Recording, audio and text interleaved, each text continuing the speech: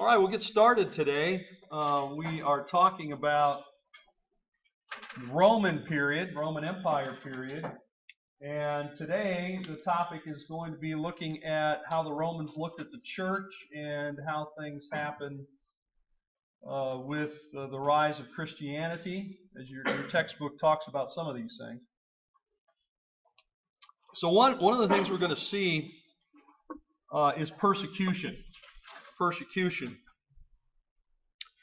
course, we read in the Gospels that Jesus talks about persecution, right? And he says you're blessed when you're persecuted. A lot of us don't maybe think of it that way. And there are different ways that someone might be persecuted.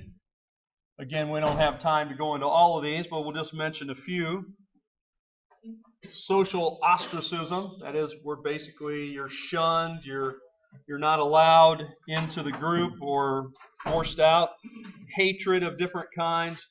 Misunderstanding. It could even lead to imprisonment. Loss of your property. Taking property away from you. Physical abuse. So I'm kind of putting these, I don't know if they're necessarily in increasing order, depending on how you look at things. Torture, and then death. These are all ways you might be abused or persecuted. Of course, Jesus says you're blessed when you're persecuted. We don't usually think of it that way. But the Christians, early Christians in the Roman period, were persecuted in a variety of ways. If we read in the book of Acts, which again, I assume you'll have another class that covers that sort of thing. But you can certainly see it there. And at first it is done really by Jewish authorities. And here we see a depiction of Stephen being stoned. This was done by officials, Jewish officials, AD 36. Read about it in Acts chapter 6 and 7.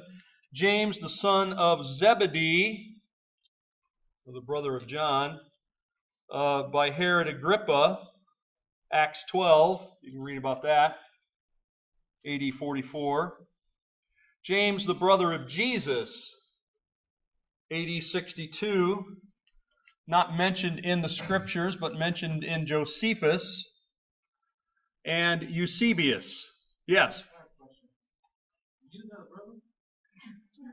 Jesus had a brother and he had several sisters. Yeah, he had more than one brother. These were, yes, well you can read about it, mentioned in the Gospels. His brothers and sisters, he's up there. He's in the crowd in Nazareth, and basically they're trying to hold him back. They kind of seem like they're embarrassed by what he's doing. Yeah, so I suppose we might say they're half brother, half sister. Anyway, yes. So this is James. James is mentioned in the New Testament as a leader in the church. If you read Acts chapter 15, James is mentioned, but it's not James the brother of John, it's James the brother of Jesus. Well, anyway, Josephus and Eusebius mention that James is thrown off the pinnacle of the temple down to the ground to his death in Jerusalem. So what we see early on then is Jewish versus Christian troubles, persecution. And of course, even one of the main characters in the New Testament, in the book of Acts, and of course later in the rest of the New Testament, is Paul, whose original name is Saul. And Saul was a persecutor of Christians, right? We know that. Paul not only persecuted Christians, but later on he was persecuted because he was a Christian, because obviously, he converts, his name changes, he converts. And so we read many things. We're not going to read all the verses, but, where Paul was beaten, imprisoned, right, so forth. He goes down through kind of a list of those that you can read in Corinthians, 2 Corinthians, and so forth. So this is persecution of Christians, right? And it's a theme there. Jesus was persecuted, right? And he said, "Blessed will you be when you are persecuted." And so Christians were persecuted. First by Jewish authorities who saw them as a threat because the earliest Christians were Jews who started to follow Jesus as Messiah. And so most of that persecution stayed in that realm. That is, what some people might call internal Jewish revolt. That's what the Romans would see it as. So when the Romans, we take a look, what did the Romans think of Christians? One of the things you have to remember is that Romans were polytheists. They worshipped a lot of different gods, as we've mentioned. And their normal view of religions is that they are, they fall into two classes, legal and illegal, just to make it simple. Licita, which means that it's legal, and illicita, which means it's illegal. Now, Judaism got a special sort of place for the Romans as a legal religion. Why? Primarily because Herod the Great was a good friend of the Romans, as you probably know. He actually, spent a lot of time in Rome and had a lot of the Romans come and visit him, and he was a client king of the Romans. So anyway, he negotiated an idea for the Jews that they would be a legal religion even though they were exclusive religion. In other words, the Jews are not going to go to the Roman temple, right? They're not going to do it. It's against their religion. They're not going to go to the Roman temple. They're not going to make sacrifices to the Roman gods. Now, the Romans typically, if there was a new religion that came into their empires, they conquered people. A lot of times they did. They let those new religions all continue, but they basically asked that you incorporate some worship of the Roman gods. And then often what they would do is they'd say, well, your chief god, like for example, Baal. Just take Baal for an example. You've heard of him, right? He's the storm god. Well, you incorporate him in with the Roman god Jupiter. And they would just say, well, your Baal is really Jupiter. Jupiter and Baal are the same. You call him Baal, we call him Jupiter. Okay, hyphenate it now maybe, right? So that's the idea. But the Jews could not do that. But Herod convinced the Romans to let Judaism be a legal religion even though they weren't going to show up at the Roman temple. Now, Christianity early on was viewed as another branch of Judaism. We might argue, no, it's not. It's something different. Well, yes, I think it is something different. However, the Romans saw it as just another group of Jews. And those Jews are always fighting. You got Sadducees, you got Pharisees, you got Essenes, you got Zealots, and so forth. Now you got Christians. And they don't agree, and they argue with one another. Maybe even get violent with one another. But that is, not our problem, the Romans would say. That's a Jewish problem. You Jews figure that out. In fact, that's exactly what was said in Acts 18, where the Roman proconsul, that's the leader in Greece, in Achaia, his name was Gallio. Gallio, you can look him up, Acts 18. Gallio is the proconsul of Achaia. And what happens is some Jews bring Paul before him and say, this Paul guy is causing all kinds of troubles, and you need to do something about it. Lock him up or do something, right? And what did Gallio say? Very telling at what the Romans think of Christians and Jews at this time. He says, this is a Jewish dispute. This doesn't belong in my court. He was holding court. This doesn't belong in my court. This is not a Roman issue. This is a Jewish issue. You Jews fight amongst yourselves all the time. You fight amongst this. Don't bring it to me to solve your disputes. I got enough disputes, maybe he's saying, to deal with. I don't need to deal with ones that aren't even in my jurisdiction. So that lets us know that officially the Romans saw Christians as Jews at this time. Okay, and so this is in, this is in about, let's say roughly 50 A.D. Okay, let's make a round date, around 50 A.D., maybe 55 A.D. even. Okay, so the mid-50s, up to about 60, they're still seeing Christianity as Judaism. But the Jews, if you listen to what they say to him, they say, look, no, they're not Jews. And he says, look, you guys argue amongst yourselves. Okay? Now that's important for us when we're looking at the way the Romans looked at Christianity. They looked first at Christianity as another branch, another sect of Judaism. Therefore, Christianity was legal. You see? Judaism is legal. Christianity is Judaism. Therefore, Christianity is legal. But and the Jews are trying to make their case that no, they're not Jews. Christians are not Jews. And when they make that case, now we see the shift. Now Christianity, the Romans begin to see it, well, it's not Judaism. Therefore, what is it? Well, it's a religion that's not legal. So now it moves from the licita to illicita. All right. That happens around AD 61, that Christianity, it seems for the Romans, designated as something different than Judaism, therefore it's illegal, and that's really now where the persecution shifts from just being the Jews sort of giving them trouble.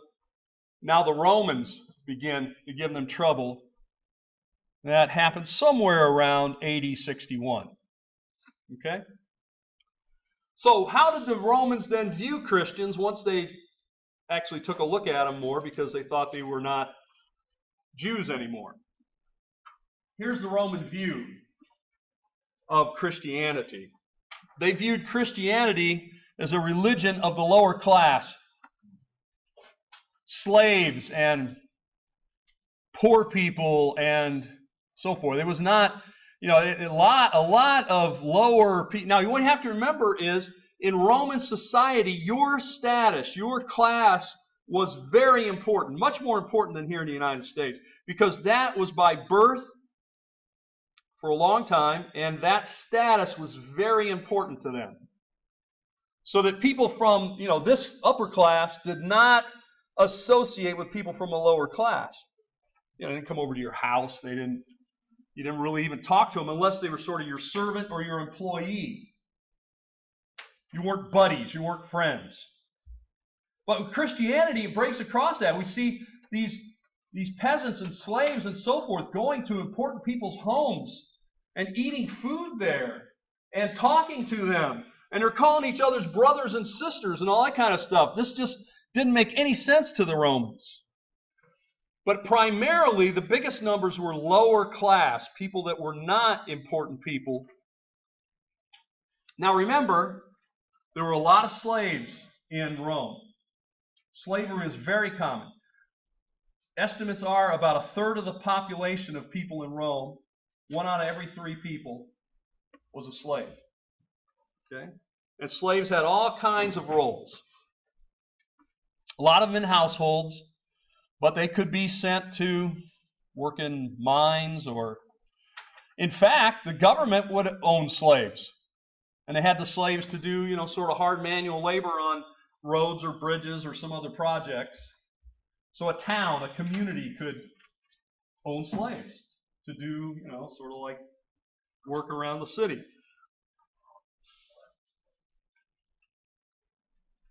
So because of this, because there were so many slaves and lower class people, many of the upper class Romans, who were basically all the guys running the government, right, looked down on the Christians because they saw them as this, they didn't quite understand it, but what all these people mixed together, most all of them are just slaves and peasants and uneducated people.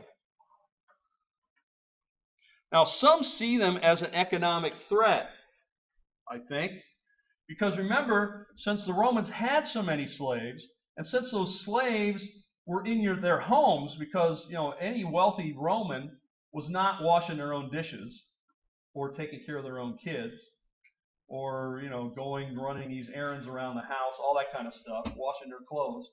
They had slaves to do that. That means the slaves are living in your home with your children. They're there at night. They're there inside your house. If these slaves rebel, if these slaves get the idea that they're going to rebel, they could easily rob you or kill you. Right? They know all your secrets. Yes? So, like, were the slaves, like, free? Like, Free? yeah, No. practice religion. Oh, were the slaves free to practice? Well, slaves were free to practice religion. However, now that Christianity is deemed illegal, it's now illegal to practice Christianity for anybody, including slaves. And, of course, what the slave did reflected upon the person that owned the slave. In other words, your slave is breaking the law, therefore you're in trouble because you've allowed your slave to break the law. So, like, the slaves were like servants? What's that? They were more like servants, more like... Well, they're slaves. But yes, they're doing a job of servants. I mean, it depends on how you define a slave. They are owned by someone. Yeah. Pardon? No. They certainly would beat them. Really? Oh, sure. I mean, if they were not obedient, if they ran away, they had professional slave hunters that would go after them. And if they ran away, they would put a collar around their neck that had their name on it and says, I belong to this person and I've run away, and if you find me, return me here and I'll give you a reward. Oh, sure. Now, slaves were not just one race. It was anyone the Romans conquered, and there was a way in which people could become slaves by their indebtedness.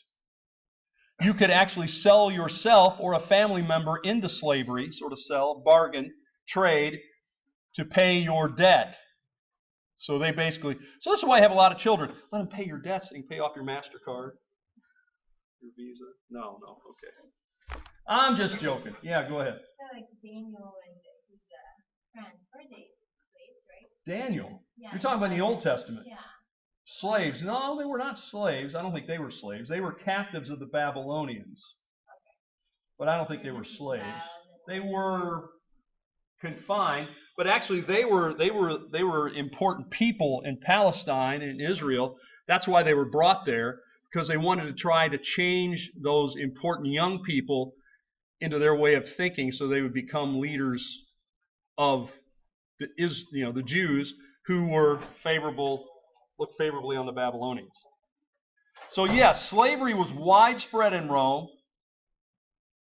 It wasn't as much, the working in the fields, although they did work in fields, but they would send them in a dangerous place. And, if you were an unruly slave, you could actually be sold to somebody else. Like, in other words, if you're working in my house and you just won't do what I want you to do, then I'm going to sell you to this other guy, and this guy's really nasty. He's going to send you off to the salt mines. And people don't come out of there. I mean, a lot of people die because you're down underground. You're chipping salt crystals out of the mine. Okay? Or you could be rented out by the day, by the hour, for like real nasty work or whatever. So you could be sold to somebody who did that. Or you could be sold to someone who would put you in the arena. You're really beyond beyond discipline or whatever. You just wouldn't listen. They might sell you to a guy who would then make money by putting you in the arena and having you face like wild animals and stuff like that. Yes. So it was more like the Egyptian slavery, like how they sold, and then like Joseph in the Bible, and how like. So is that kind of like the Roman slavery was kind of like the same? Would you say? Well, I think the basic idea of all slavery is that you're selling a person. Whether you're talking about 1865 in America or 1865 BC in Egypt, the main idea here is that the person is property. And you sell the person. And then that person has to do what the person who owns them says. And if they don't, then they're punished or even killed or sold off to somebody else who's maybe going to be harsher. Yes? So is there no way for them to not be a slave anymore? Like they can't be released from it? Oh, there is a way. There was a possibility within Rome for some of the slaves, if they could somehow get some money, they might be able to buy themselves from their owner. And some owners were obviously much nicer than others. And so they would allow that possibility. Or sometimes in the will of the person who owned them, they would say, these slaves are now free. I grant them their freedom. So they were then freedmen. And so the Romans had a lot of freedmen who probably were also Christians. These were people who, were at the lowest level of society, but they were not owned. Okay?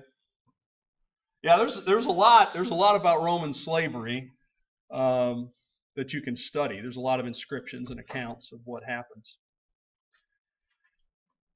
In fact, I just wrote a little devotional thing on Philemon, who was a slave. You've read the book of Philemon? Yeah.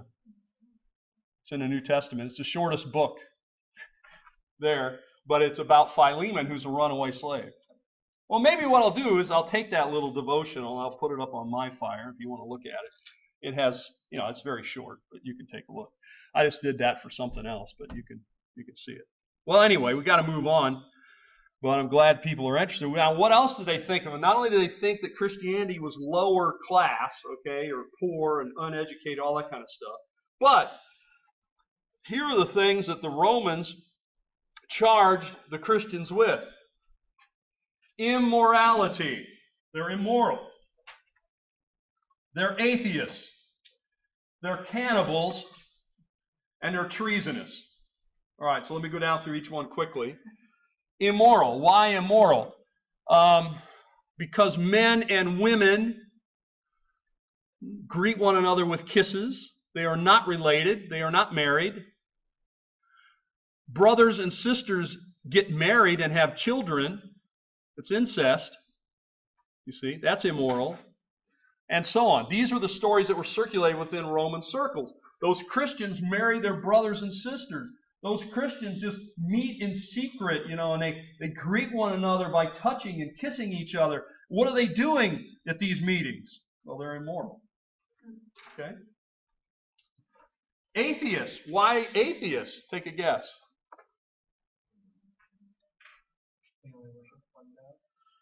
They only work, have you ever seen those Christians at the temple?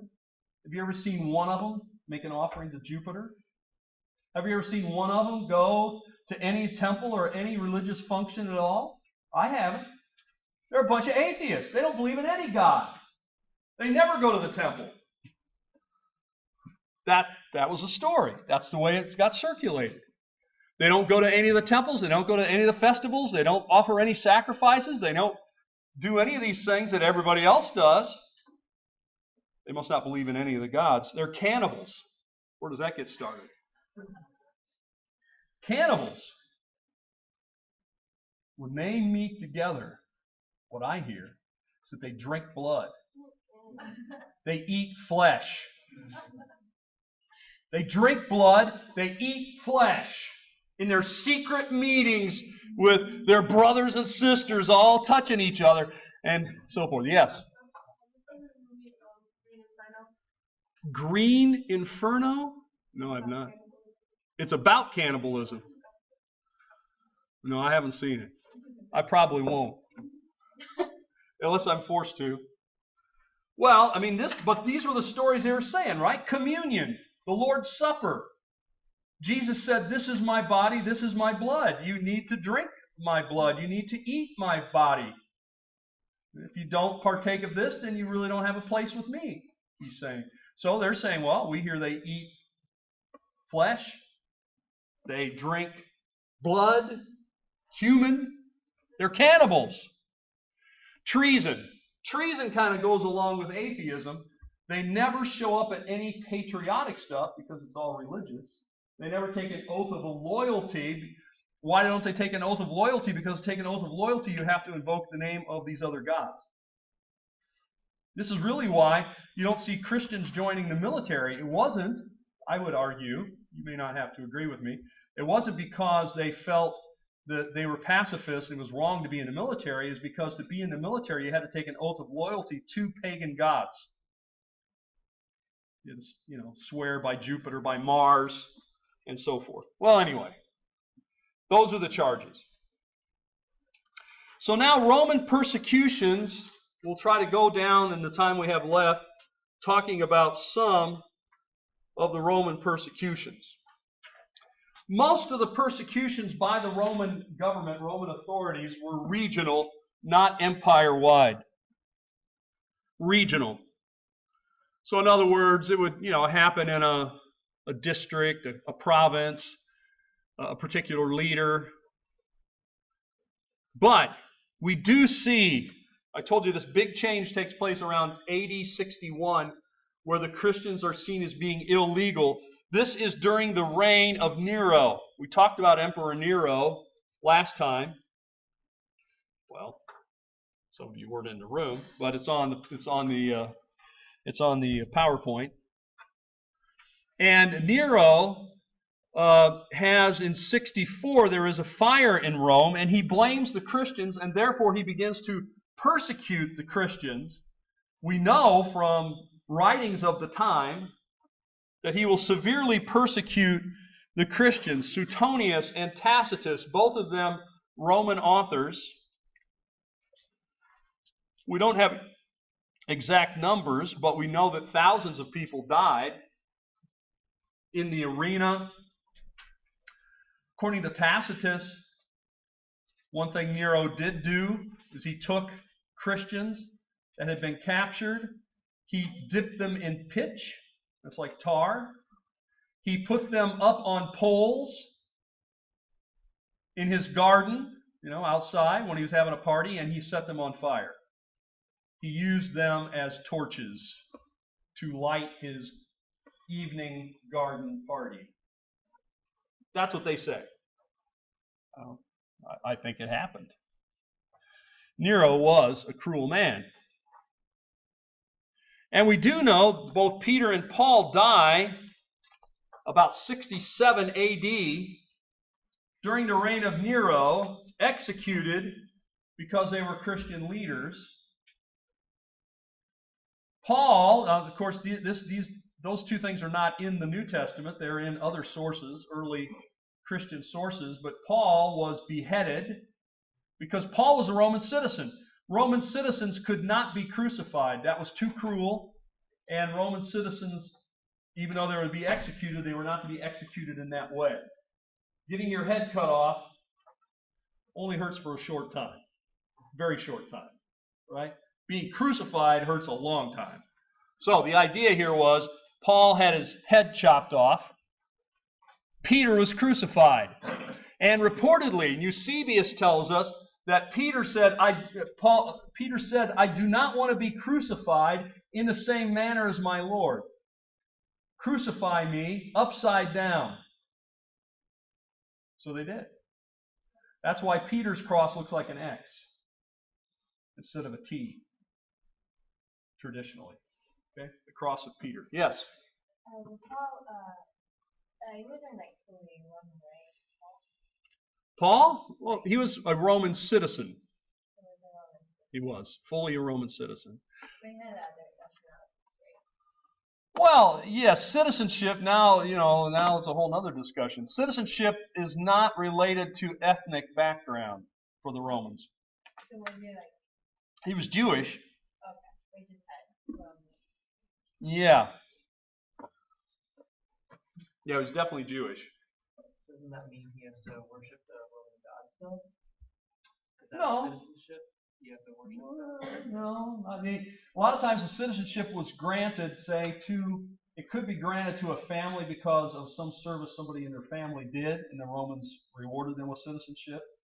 Or it could be granted to residents of a particular city, and that city had done something that the Roman government felt was, extraordinary, and so they reward them with Roman citizenship. Well, sure, Roman citizens, I suppose, would be expected to do it, but remember, that up until about 61 AD, worshiping Christianity was considered to be worshiping Judaism, therefore not illegal. And they were exempt. Jews were exempt from going to the temple. So if Paul said, well, I'm a Roman citizen, but I'm Jewish, then no trouble. But from 61 to the end of his life, 67, well, yes. And of course, he was in prison a lot of that time as well, right? Well, anyway, let's move on now. We move past that. We're still kind of in a New Testament period. But we'll get up to Domitian. Remember last time, if you watched the video, we talked about Domitian, the Flavian dynasty. I said they were called the Flavians because they wore a large sundial around their neck. Now, that part's a joke. Never heard of Flava Flav, I suppose. Flava Flav wears like a giant clock around his neck. That's what he used to do. No? I don't know if he still does that, but I mean that in the old days, that was his trademark, right? He had like a giant clock around his neck. I don't know why he did it, but that's what he did. So I say it's a big sundial. Anyway, the Flavians. The Flavian dynasty, Vespasian, Titus, and Domitian. Now Domitian will begin to persecute Christians because it was a Roman practice that some Roman emperors were deified upon their death. And Domitian said, you know what? I don't want to wait till I'm dead to be called God. I'm a God right now. So, he called upon people to call him Lord and God. About AD 95. Most of the persecution was around Rome, but we do know that there was persecution in Asia Minor, in what would be Turkey today, because the Apostle John was there, living in Ephesus. If you remember the scene where Jesus is on the cross, how many apostles are there with him when he's dying on the cross? One. John. John is there. John is there. Jesus' mother is there. The other Mary is there. But John's the only one who's still there. And Jesus says from the cross to John, behold your mother. Right?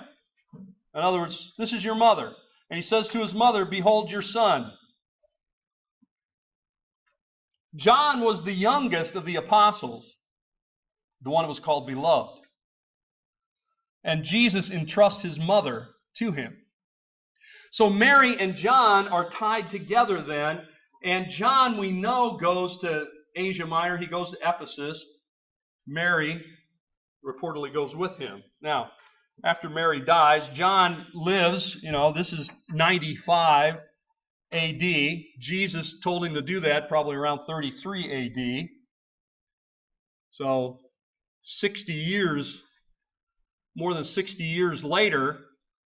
So that means that John is probably in his 80s, maybe 90, because we don't know exactly how old he was. And he's sometimes called John the Elder because he's, 85, 90 years old. And also, he kind of had special status because he was the last living apostle. Anyway, he was well known, obviously, in a Christian community. And, of course, he was not going to make sacrifice to Domitian. John wasn't going to do that. Now, Domitian must have had some advisors who told him, do not execute John, make him into a martyr. So they exiled him to the island of Patmos. You can read about it in the beginning of Revelation, chapter 1. John says that he was a part of a tribulation. That's the persecution of Domitian. And that he was exiled to the island of Patmos. And then he said he saw all these things. And so that's that. Anyway, we know that in fact, during this time that Domitian's persecuting Christians, he even banishes some of his own relatives. That means that Christianity had moved in Rome into upper classes, even into relatives of the Flavian dynasty. Okay? All right. So there's another incident of it. let's jump to the next emperor, because when Domitian dies, and many Christians thought that this was divine punishment, because he dies rather young. Anyway, the next emperor is older, much older. They decided we'll get somebody more stable, they hoped. Nerva returns John to Ephesus.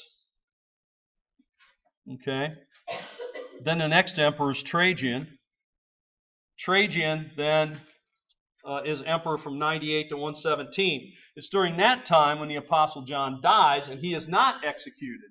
He dies of natural causes. I've been to the place that they say is his tomb.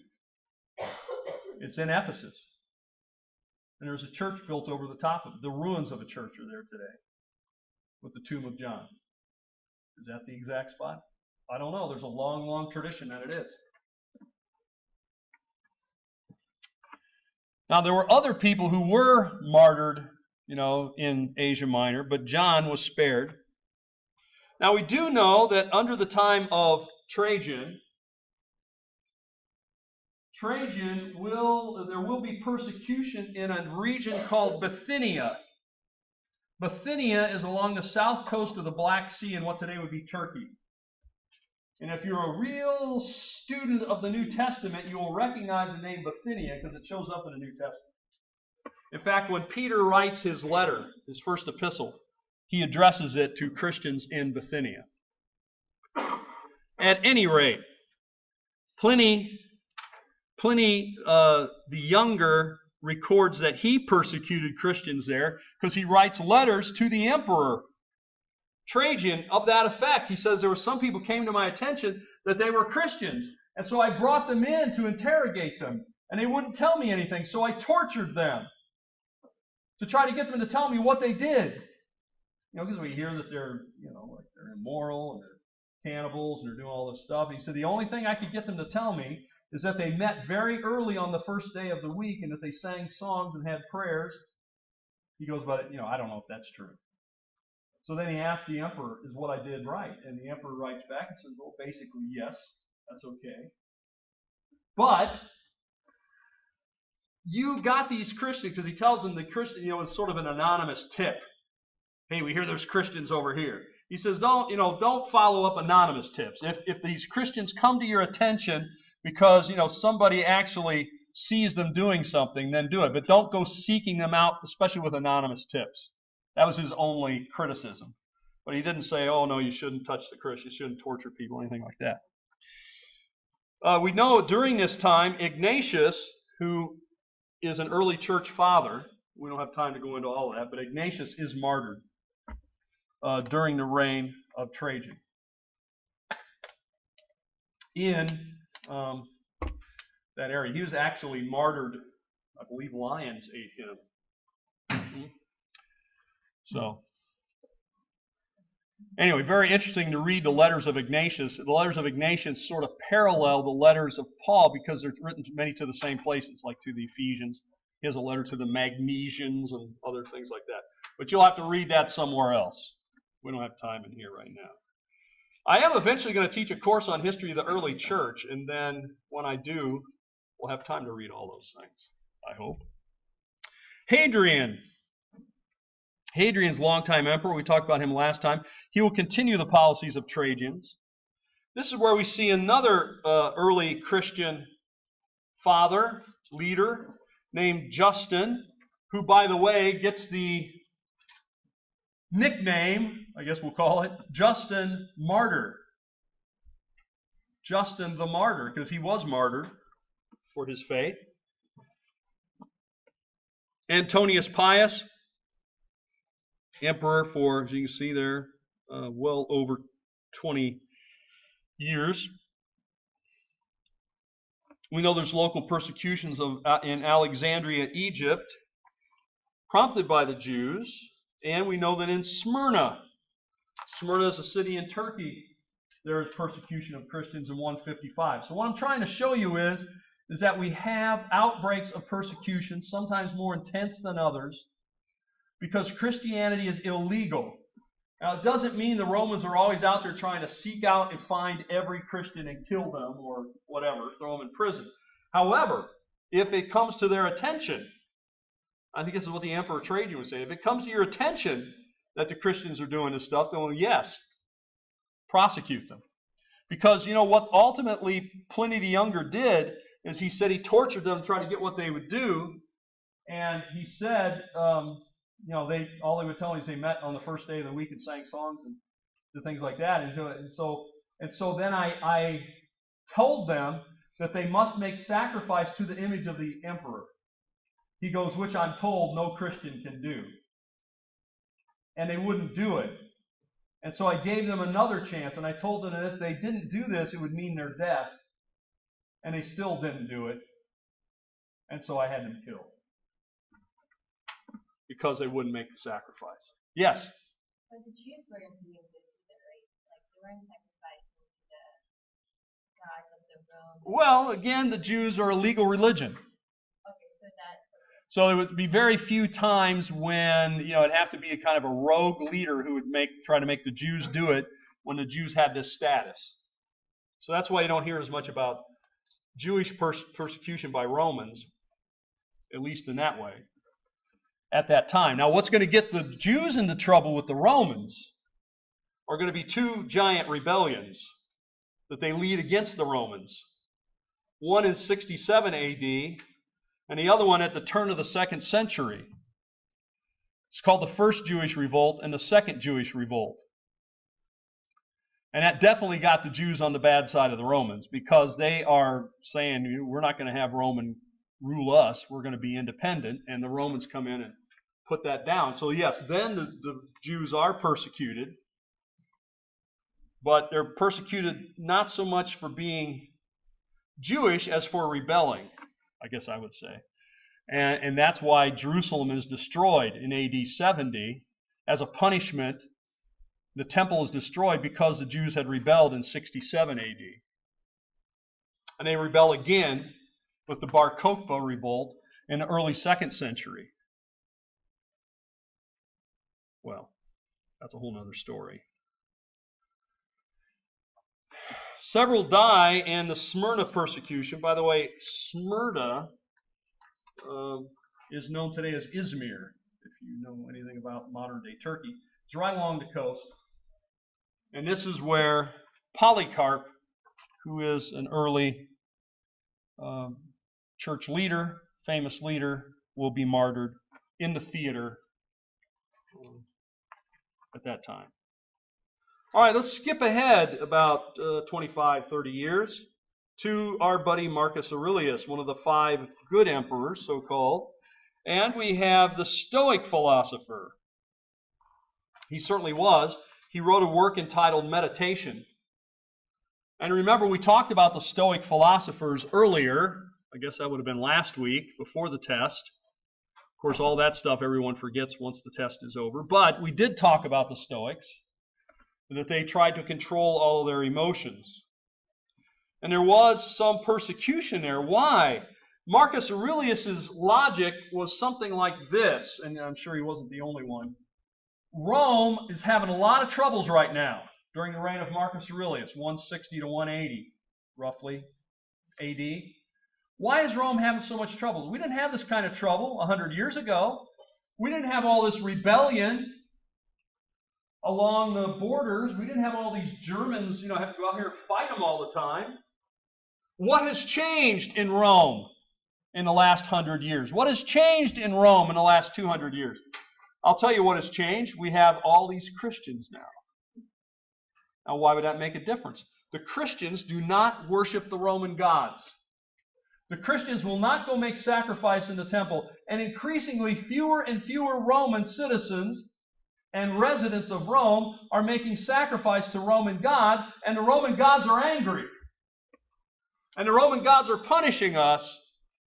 They're not honoring,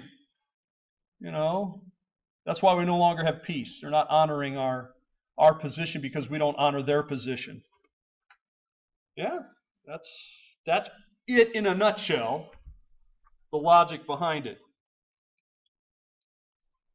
So in 177 AD, Eusebius, the early church historian, writes the history of the early church, records martyrdom of 48 people in the southern part of Gaul, that would be France, in and around the city of Lyon, France. These are specifically Christians who are martyred because of their faith, in part because these Christians are the ones that are causing all this trouble for us. You know, I mean, if the Christians would worship the gods, then we wouldn't have all this trouble on the borders. At least that's the idea. Okay, so that's Marcus Aurelius. You know him from the movie Gladiator. That's the way most people know history these days, from movies. By the way, in the fall, I'm teaching a course on history through popular culture, where we're going to look at films that depict history, as well as some literature. Well, anyway, Marcus Aurelius had a son. We're going to talk about him next. His name is Commodus. 181 to 192. He's the son of Marcus Aurelius. By the way, reportedly, his favorite mistress was a Christian. Her name was Marcia. So we see Christianity gets mentioned, you know, even in the upper echelons of the society. And she had an influence on him that got many Christians released, reportedly, from the salt mines of Sardinia. Sardinia is the island off in the Mediterranean. And let me tell you, working in the salt mines was basically a death sentence. Very difficult work, very dangerous work. You send the Christians there, it's basically, you know, it's a death sentence, so you don't have to actually execute them. You go down there and let them try to dig up, because things would collapse, they'd fall, you know, all sorts of things could happen to them. Very dangerous work, working in the salt mines. So I think this shows some Christian influence, and that Christians were being targeted to be sent to the salt mines for one reason or another.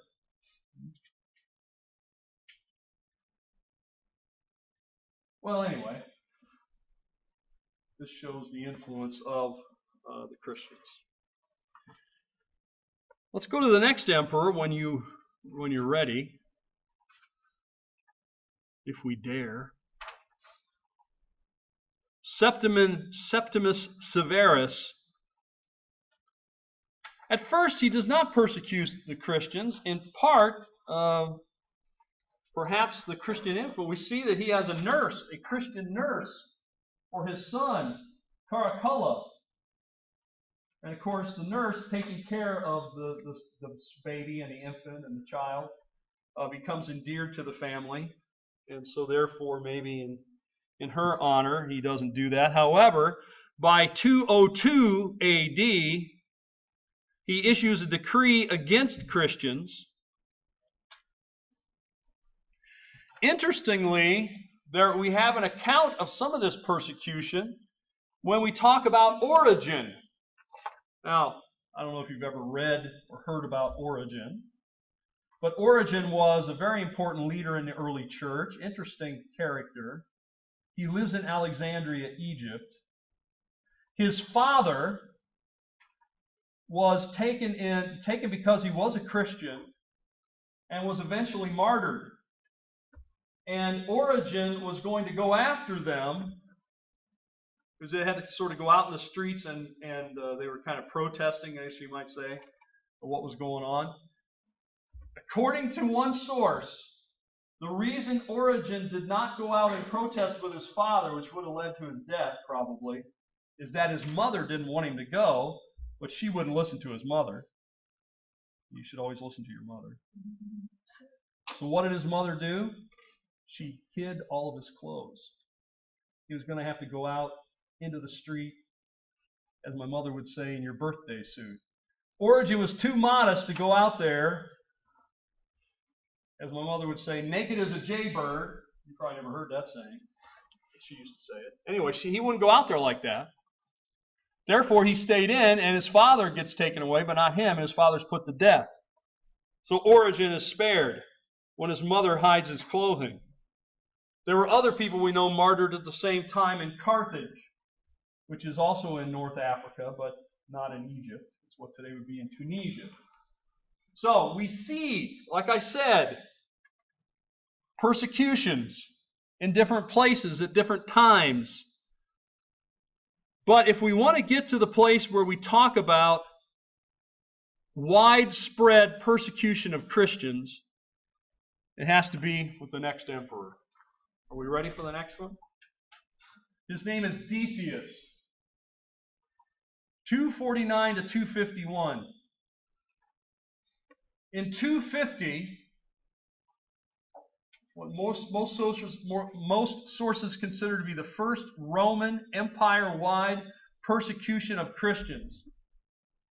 They wanted to try to put an end to, this problem with the Christians. And so basically a decree was sent out.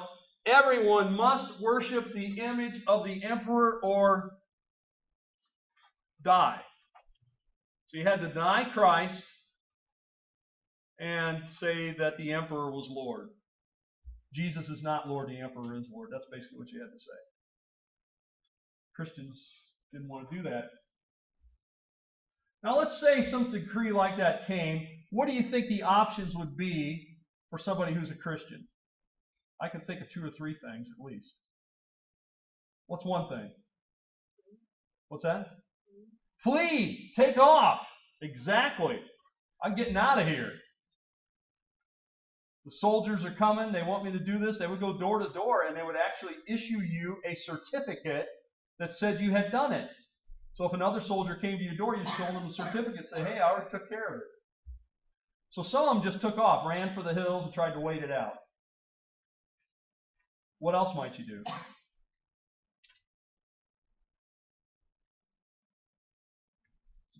Well, you could submit, right? You could say, well, I don't mean it, but I'll just submit. Cross your fingers behind your back and do it, right? So you could submit or you could run away. What's the third option? What's that? Die? I hear somebody say die? Yes. Somebody said it. I don't know who said it. Die. I mean, you don't do it, and they say, okay, you're being put to death. There is a fourth option. What's that? Yeah, well, I mean, that rebellion, they weren't really those kind of rebellions, but yes, but that on an individual basis, so that still might not get you out of it. You're probably going to die.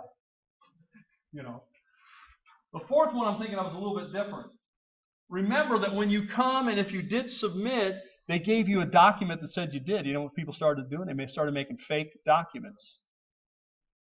They started getting a document that made it look like they had done it, but they hadn't done it. Fred Smith made the sacrifice on this day, signed whoever. And so when the soldiers come, you hold it up. I'm Fred Smith, so you already did it, and they go on to the next house. All right? So you make a phony document. So you had to offer incense on an altar. Then you got a libellus, a certificate, and then those 4 choices. Comply and live, refuse and die, run away and live, make a fake one and live. Okay? 3 out of 4 choices let you live. So, who's worse? The person who runs away? Or the person who makes a fake document? Or the person who doesn't and says, I don't mean it? I can tell you there was a lot of debate about that. Because this persecution, as you see, only lasts for a year because the emperor dies. And again, many Christians thought that was God's punishment for him. But after a year or so, now there's no persecution, and now all the people that ran away come back. All the people who made a fake one, they're still there. And then the ones who said, okay, I didn't really mean it, but I did it because, I didn't want to die. There was a lot of debate in the church over that. what should be done to those people. Now, most of them didn't debate about the people that ran away, although, you're running away, you're still not standing up. Some might say you're still not standing up for your faith, right? You stood up for your faith, you were dead. None of those people got a voice in the argument. Well, the persecution ends after a year, and there were some people who were rather hardline and said, you know what? The only people who truly have salvation are the ones who refused and were put to death. That's the hard line. Everybody else greatly sinned because they were put to the test and they didn't do what was right. Others were more lenient. They said, well, let's let these others back easily. It was a terrible time. And then there's sort of a third, middle of the road, moderate said, well, okay, we'll let those people back, but they got kind of a probationary period for a few years where they're not full members, of the church, and sort of like they're make an example of them, don't do this. So kind of prove themselves, prove that you really still believe. Okay.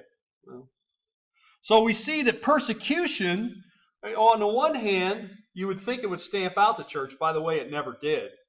In fact, in many ways, the church grows stronger with persecution. I'm not saying your numbers get bigger. But those who are Christians are truly committed. It's not easy. There's no easy Christianity in times of persecution. And the church has never died, even with intense persecution. But even when the persecution lets up, it can cause divisions. Because what do you do with the people who... Well, they didn't stand up to the soldier and say, you know what? I'm not going to do that. Do whatever you want to me.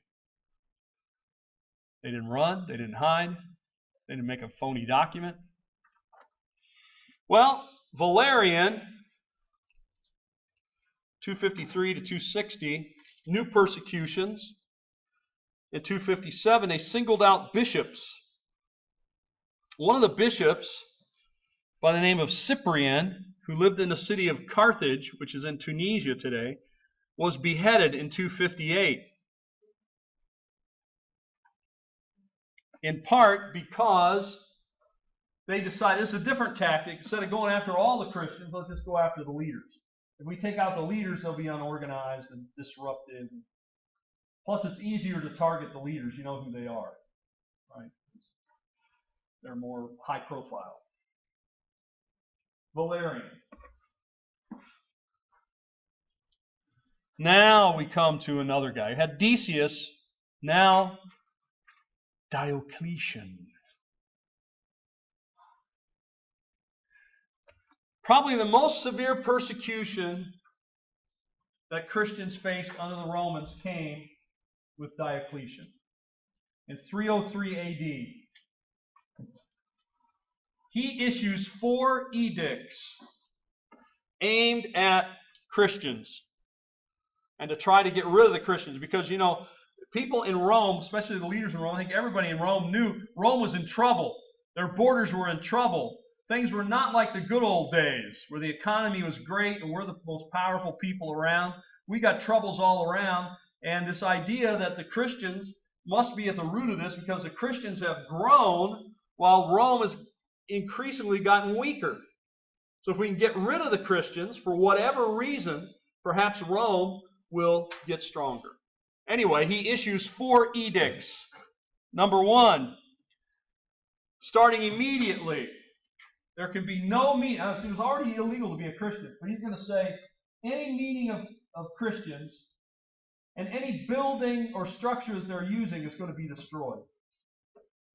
We're going to seek that out. If we find out that there's a church structure, if we find out they're meeting in a home, if we find out, all those meetings have to end now. And if we find out they're meeting someplace, we're going to destroy the home, destroy the house, destroy the building. Okay? Number 2, another way to get rid of the Christians, get rid of their scriptures. And I think really it's because of Diocletian in this order why we don't have even more copies of the Bible. Manuscripts, early manuscripts. Because they gathered up whatever manuscripts they could find. They went house to house seeking for them, asking for them. When they got them, they burned them up. Remove the scriptures from them. Remove their places of worship. So those are the first two. Okay? The third one is far-reaching. You remove all rights from Christians. What does that mean? You don't get the process of law.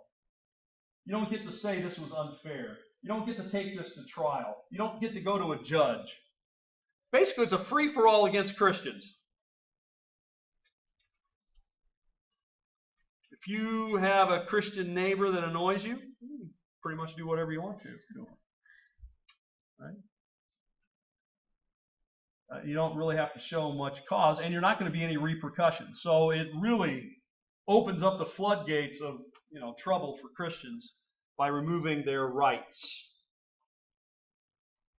By the way, anyone who's known to be a Christian or thought to be a Christian who has some kind of a position in the government or a job would be demoted. They could be fired, I suppose, but definitely going to give them menial work, low-level work, low-paid work. And if you know that you're a Christian servant, that your servant is a Christian, they become a slave. You no longer have to pay them. Well, give them some food, a place to sleep, but you're already doing that. Just don't give them any money now. They're demoted. That's one way of demoting them, right? You go from servant to slave. Any of their rulers are imprisoned automatically. And then the fourth thing was instituted later. All have to sacrifice to an image of the emperor or die. So this was a systematic process, 4 edicts by Diocletian to try to wipe out Christianity. You can see in the early 4th century.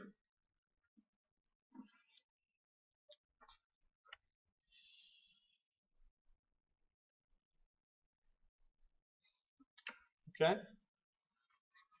Pretty intense.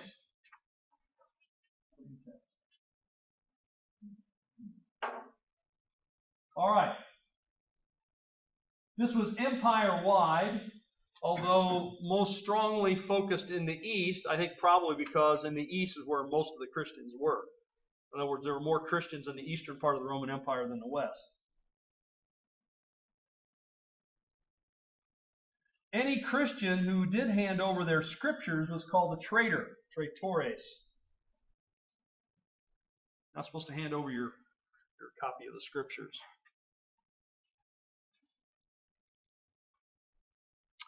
This continues to the next emperor, Galerius, and Galerius will issue, basically put an end to this intense persecution in 311. So it lasts for several years. On his deathbed, he says, okay, let's try to tolerate those Christians. Let's put an end to those 4 edicts.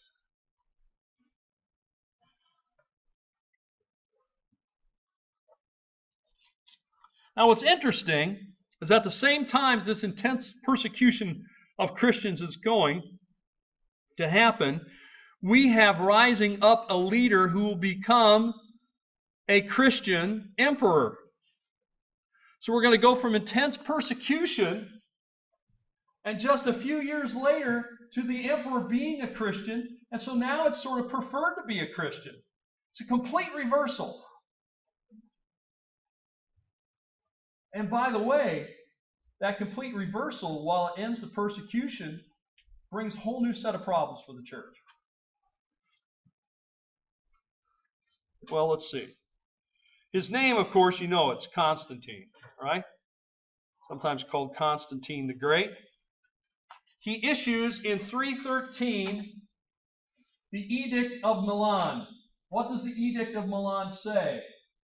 That all religions are legal in Rome. That's really what it says.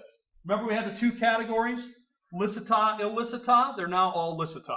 That automatically makes Christianity a legal religion. Now, so he didn't say Christianity is a legal religion. He didn't say Christianity is the only religion. He just said now all religions are legal in Rome. That ends the persecution of Christians. at least legally, because they're now a legal religion. Diocletian, as we mentioned last time, set up a tetrarchy of 4 leaders. And when he died, that is, Diocletian died, it set up a kind of civil war in Rome to see who would actually come out running it. Constantine wins that. As Constantine is fighting for that, his mother, by the way, was a Christian. Her name was Helena. He was not a Christian, but of course he had the influence of his mother. Like I said, listen to your mother. I don't think your mothers will argue with me if I tell you that. So you can repeat it to them. Anyway, he is getting ready to go into battle, and he says he sees a vision. Up in the sky, he sees a vision of a Chi Rho. You see that right down there on the screen? It looks like a P with an X with a P in it. That's called the Chi Rho because the X in Greek is chi or ki, and the P-looking thing is a rho or an R. This is CHR. These are the letters that stand for Christ. That's a symbol for Christ because of the Greek word Christus. Has those 2 letters. And it says, in this sign conquer. In Latin. He said he heard it. In hoc signo victus. In this sign conquer. And so he puts this symbol on his uniforms, right? On his outer garments. He has his soldiers do the same. And they go out and he actually wins and becomes the emperor. And so we have the Edict of Toleration. Well, what happens because of persecution? You might think persecution would shut down the church wouldn't grow, maybe even the church would die. In fact, no. The church spread rapidly during the time of persecution. Why? Well, you had to be truly committed to be involved. And if you're being persecuted in one spot, you know what? You move to another spot. You move from Carthage somewhere else, and you take with you the church. So the church spreads by being sort of like whack-a-mole. You ever had to play the whack-a-mole? Nobody plays the whack-a-mole anymore. You don't know what that is, do you? Used to have them at the mall. A little thing would pop up. You try to hit the mole. You pop one up, it pops up somewhere else. Same way with Christianity. You sort of smash it down here, but it pops up maybe 2 places over here. Because they flee. People go over there and start things there. Well, anyway, Tertullian. Tertullian, interesting Christian author and leader, wrote these famous words. The blood of the martyrs is the seed of the church. That as they kill the Christians, it's their blood will be like seeds and more Christians will grow. Tertullian himself reported that he became a Christian after seeing a Christian executed in the arena, and he saw the faith of that Christian, that he would not back down. They told the Christian to back down or he would face death, and he said that he wouldn't do it. And then he was put to death. And Tertullian said, you know what? That's what made me look into Christianity. Why would someone do that? All you got to do is say, no, I don't believe this, and you're released, and everything's fine. You have a great day. But he wouldn't do that. Why wouldn't he do that? It must be something special. It must be something to this. Why somebody wouldn't back down. And that's in fact why Tertullian said he became a Christian. And later he became a leader in Carthage, converted after he saw Christians killed in the arena. Now, even during this period of persecution of the Romans, we see that the numbers of Christians grow. Christianity starts with just a handful, right? Jesus, 12 disciples, probably heard about that.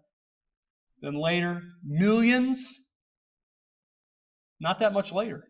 And the whole time, pretty much being persecuted. You wouldn't think that would happen, would you? You start with just a handful of people who are being persecuted, first by Jews and then by Romans, and then you come a couple hundred years later, you got millions of them, and they've triumphed over Rome, and now there's a Christian emperor, and everything's turning Christian. The growth goes quickly. Paul mentions 500 believers in 1 Corinthians chapter 15. By AD 30 or 300, we have 5 to 15% of the Roman Empire, which is millions of people, perhaps 50 to 75 million Christians in about 270, 260 years. All that time having at least sporadic, if not intense, persecution.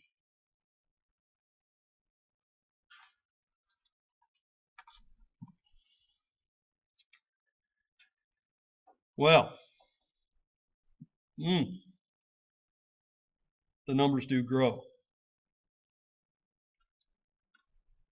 Now let me see if I can shift gears here for a second. We just got a couple. Now let's take a look at some of the things that happen, some of the conflicts within the church come when the Gothic people who live up here. Here's the Black Sea. This is Turkey, Thrace. You see it? See the Danube River flowing into the Black Sea? There are people called the Gothic people, the Visigoths and the Ostrogoths, the Western Goths and the Eastern Goths.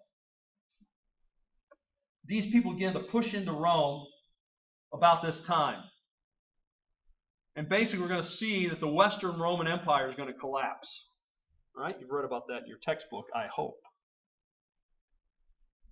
Now, as they push into this area, they actually defeated the Romans, the Battle of Adrianople. But the Romans do come out to meet them from Constantinople. And they begin to move then to Italy. And they sack Rome in 410. And then the Visigoths end up settling in Spain in 426. So this is sort of the beginning here in the 400s, right? The 5th century. So we've now just jumped about 100 years. Just if you're keeping track at home. Okay? We went from about 330 to about 410. And there's whole great movements of these people across, wreaking havoc in the Roman Empire, especially in the West. And this means the Eastern Roman Empire will come to control things. So let me move to the next map. This map then gives you an idea of these different groups. See the Ostrogoths, the Visigoths, Ostrogoths, Visigoths, Vandals, Huns. Vandals is where we get our word for vandalism, by the way. These invasions which take place of Germanic peoples, or Germanic barbarians as they used to be called, will lead to the downfall of Rome. All right, we'll end it there.